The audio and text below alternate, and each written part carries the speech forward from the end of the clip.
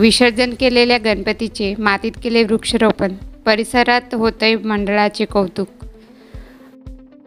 बडोदा शहरातील शंकरनगर येथील बालक व महिलांनी विधिवत पर्यावरणपूरक मातीच्या गणेशाची स्थापना केली।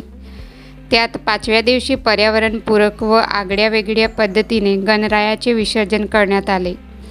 बहुधा अनेक मंडळे गणपती विसर्जन नदीमध्ये किंवा विहिरीमध्ये करतात, परंतु शंकरनगर येथील बालगोपाल व महिलांनी या गोष्टीला फाटा देत घराच्या समोर एका प्लास्टिकच्या टपात पाणी गोळा करून गणरायाचे विधिवत विसर्जन केले।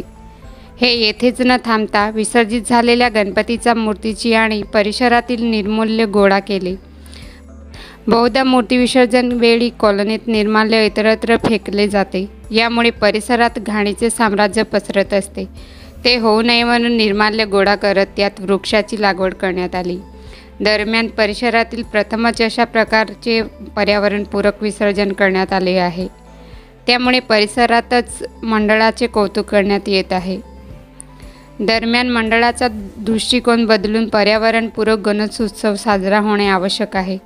वाढते प्रदूषण, जागतिक तापमानवाढ आणि वाढते नदी प्रदूषण व त्याचे होणारे परिणाम या पार्श्वभूमीवर पर्यावरणपूरक गणेशोत्सवाचा नवा मूलमंत्र आपण जपणे आवश्यक आहे।